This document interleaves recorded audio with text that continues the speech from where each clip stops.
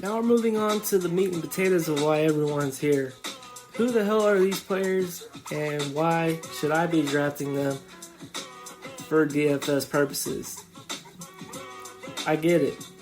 This is one hard thing to do, is to figure out who's who and what's what here in the USFL, but I'm going to break it down and try to make it a little easier for you to digest. So let's get right into it. But before we get into it, just know I have a little X icon, and that's basically telling you the players I have most interest in. The players I do have on my list, if they don't have an X next to them, doesn't mean that I don't want to pick them or I don't like them. It's just I don't know much more about them than you do. And the only reason why they're still on the list of interest is because they were either drafted highly, or their price range, or just some of the research that I've seen on them. But yeah, the ones with X's are the ones I have the most interest in. So let's go ahead and take a look. Now we move on to the quarterbacks, and I'm excited about this list. To start off, we got Jordan Tiamu at 10,400. He's with the Tampa Bay Bandits. He has the best mobile upside out of all the quarterbacks in the USFL. And I think he's going to be the most fantasy relevant quarterback as this season progresses. Probably the most popular play on the slate. Everyone's going to be talking him up in any content that you see. But yeah, I really enjoy him. But here's a guy that's going to get you some edge on the competition, and that's Kyle Slaughter, who's been on several NFL rosters, played in a lot of preseason games. He's Mr. Preseason at the quarterback position here on this list, at least. And he's at $10,000. He's on the New Orleans Bandits. And I expect him to throw more than any other quarterback this week in particular, and most weeks, because he doesn't have a lot of mobile upside that's going to flash you, but he has a great pocket presence, and he has a great list of receivers that we're going to get to as we continue on with the positions. But Kyle Slaughter, definitely somebody I want on my team. Brian Scott, 9,200 with the Philadelphia Stars. He has chemistry with his pass catchers and coach. He was former Spring League champs with them. A lot of the players he played with on that team are now on this team. And chemistry is important because a lot of people don't realize that these teams haven't had very much time to practice together. So with that being said, I think that's important when we're getting ready to roster our teams. And last on the list, I don't really have a lot of interest in, but Kyle Luetta. He's at 9,800 from Pittsburgh. I just don't think Pittsburgh's going to be that good of a team this year, but sometimes when teams are down, you end up throwing the ball a lot more. And Kyle Luetta does also have some NFL experience. He's been on some practice squads. He's been third strings. But yeah, I think there is a little edge if you want to give him a shot if you're playing those big 150 max GPP tournaments. But yeah, that's the quarterback list for me. Those are the guys that I'm targeting for week 1. Now we're moving on to the running back position. And honestly, when I was looking at this slate for the very first time, and I clicked on like the player selection position on Draftkings when you set your lineups, there was only one running back slot. And then a bunch of flexes where you could put running backs in other spots if you want. But I was real surprised by that. There was only one designated spot for running back. And I think that's going to be a very interesting way to get different. So yeah, let's just go ahead and talk about some of our top running backs. We got B.J. Emmons at the very top, the most expensive running back on the slate at 8,400. The main reason why I like him is he is one of the two backs on the roster for the Tampa Bay Bandits, and he should get the bulk of the workload week 1. And not to mention, they got they're the heaviest favorites on the slate, which is another good thing. Then we move on to Darnell Holland at 8,100 for the Philadelphia Stars. Not very interested in him at this moment. This game is going to be competitive, and he could be a very good reason why they're going to be competitive. But I think I'd rather just go ahead and pay up for B.J. Emmons. Mike Weber, 7,500 for the New Jersey Gamblers or Commanders. He doesn't seem very flashy to me. I haven't been able to find much stats on him. He seems like a decent player, but in my opinion, I would rather just pay up for B.J. Emmons or drop down to the next guy I'm getting ready to talk about, and Stevie Scott at 7,400. He plays for Michigan Panthers.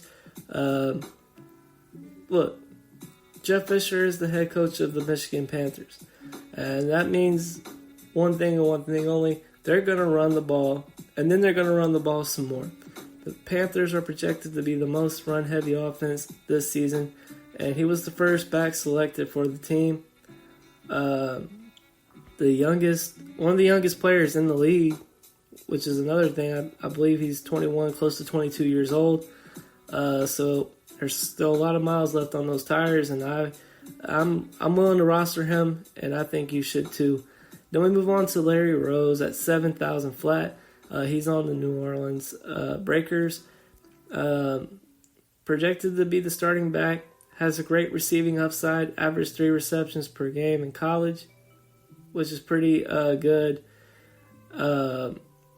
Probably one of the best pass-catching backs in this league. And I'm going to be willing to roster him in some way. So then we move on to Dalen Dawkins at 6,500. He's with Houston.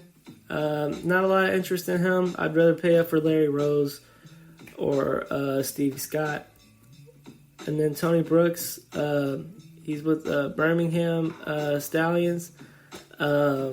6,300. Just not a lot of interest. That could change as we prepare for this week. I mean, there's still a lot of stuff that could come out before kickoff, but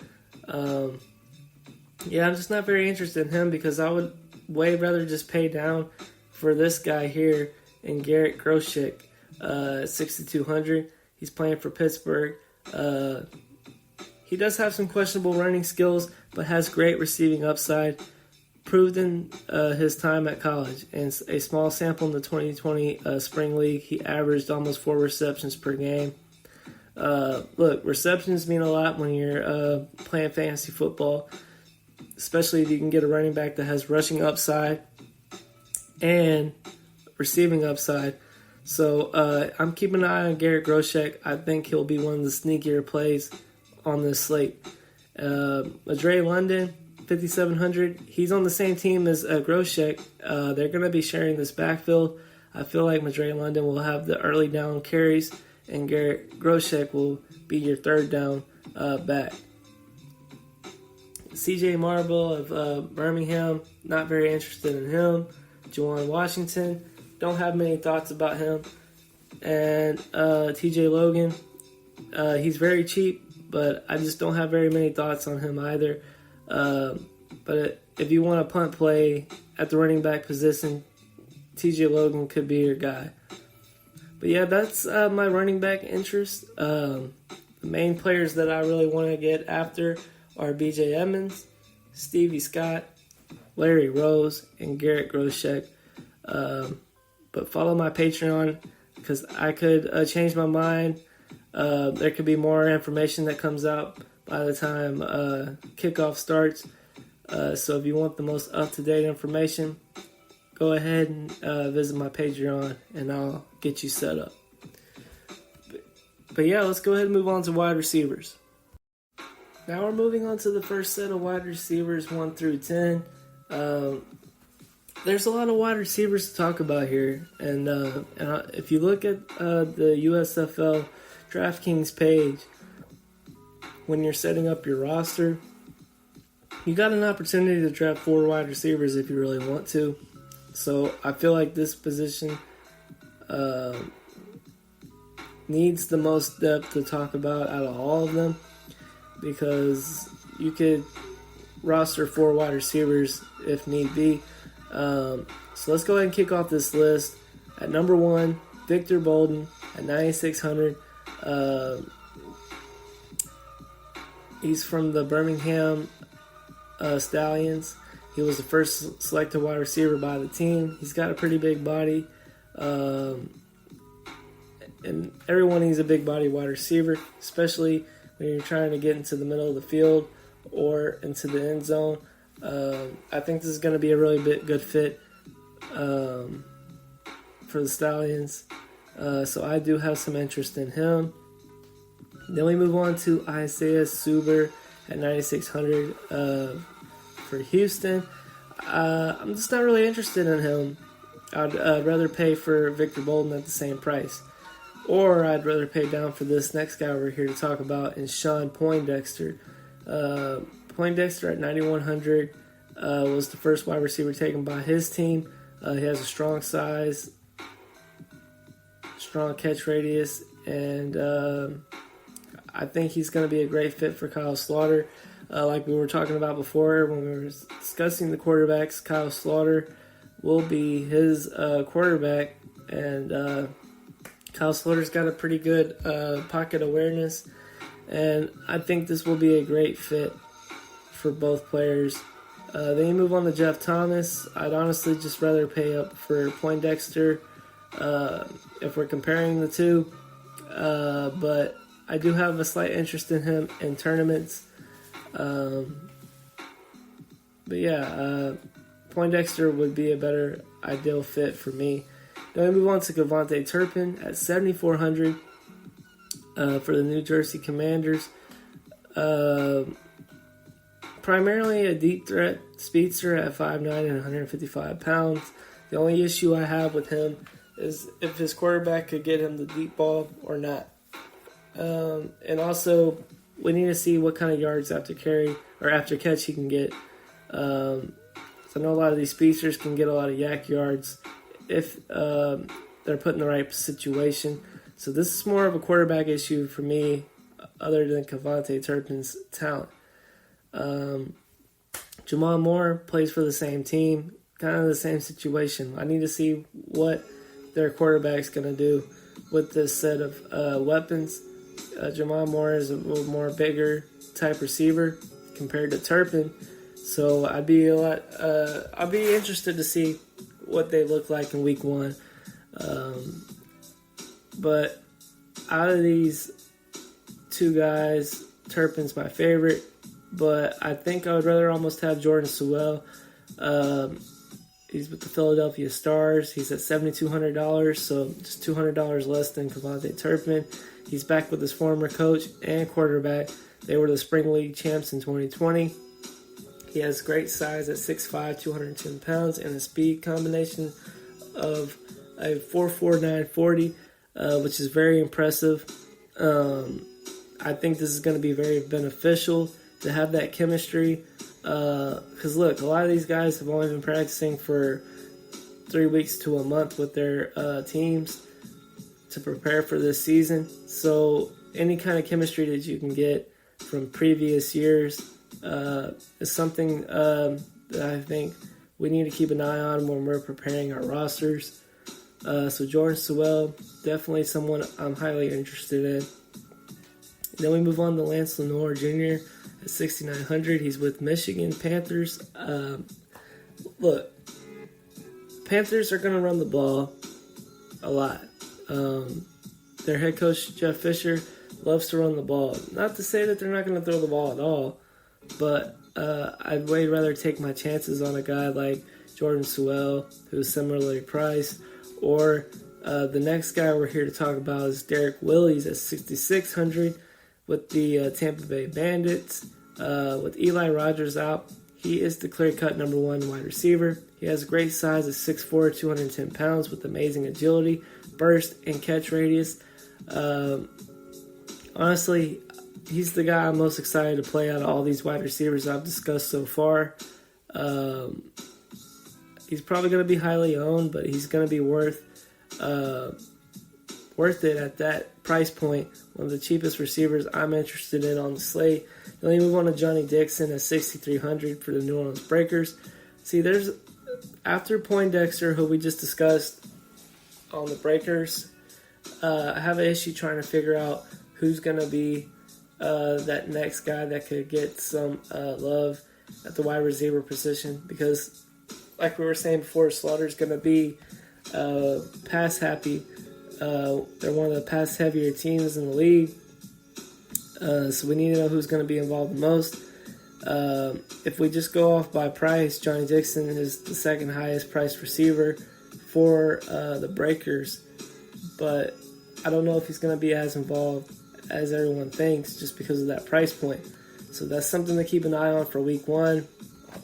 Ready to get more stats in my face about these players so we can get a little more accurate. But as of right now, Dixon is on my list of interest. But honestly, I'd rather just pay up $300 more for Derek Willis. But yeah, that's the wide receivers 1 through 10. Let's go ahead and hit that 11 through 21. Now we're moving on to wide receivers 11 through 21, and at the top of the list we got JoJo Ward at 5,800. He's with Houston. Not a lot of interest in him as of right now. We need a lot more stats to really see who's going to be what for these teams. I know he's another speedster type receiver that could be someone who breaks out. But as of right now, not a lot of interest in him. And then you got Osiris Mitchell at 5,600. Stallions. Don't know a lot about him to really break him down. Then you get Jeff Baggett. He's at 5,200 for Michigan. Like I said before, real run-heavy team. Just not really interested in their pass catchers. Especially for week 1. Then you move on to Derek Dillon of the Tampa Bay Bandits. He's a small-sized speedster at 5'11", 179 pounds. There's a possible deep threat, and it's a great pivot off of someone like Derek Willis, who could very well not play up to the standards that I expect him to play in, just as the breakdown that I gave him. So that's definitely a tournament play. Then we move on to Braden Mack for the Pittsburgh at 5,000 flat. Not very interested in him. Then we move on to Taiwan Taylor at 4,500 for the New Orleans Breakers. This is where I'm getting a little iffy here, because we just talked about Sean Poindexter and Jonathan Dixon. I almost said Joe Mixon. Got a little mixed up there. NFL, USFL. So anyway, yeah, we just got through talking about Taiwan Taylor, Johnny Dixon. But Jonathan Adams looks to be the third wide receiver on this depth chart. He was the third wide receiver taken, and he should see some targets in this up-tempo passing offense. Has great burst and great catch radius, but honestly, I wouldn't be surprised if Taiwan Taylor plays more in this first week. He's a veteran receiver. He's been in the league for a few years. When I say in the league, he's been in the NFL for a few years. He's got a lot of experience on his resume. So I don't know if they would put that over on to Taiwan Taylor or Jonathan Adams. But if I had to pick right now, I think Jonathan Adams is going to be somebody that breaks out week 1 just off of his draft pick status. He was the third wide receiver taken. So we'll see what happens there. You got Brennan Eagles for the Philadelphia team at 4,400. Not very interested in him. Then we move on to Peyton Ramsey of the Stallions. I think that could be an interesting play. Chad Williams, 3,200. New Orleans Breakers. Look, guys, they're going to be a pass-happy team. And if you can get someone like Chad Williams at 3,200, why not? And then last on the list, Marlon Williams at 3,000. Definitely has some interest in him, but he was just recently signed with the team. So he's a big body receiver, something that most teams lack, especially at this level of play. So he could be someone down the road that we're going to watch for. Maybe we'll get to see him play a little bit in this week 1 slate. But yeah, those are my wide receivers. I'm really interested in the New Orleans Breakers receivers, the Tampa Bay Bandit receivers. But yeah, let's go ahead and move on to the tight end position.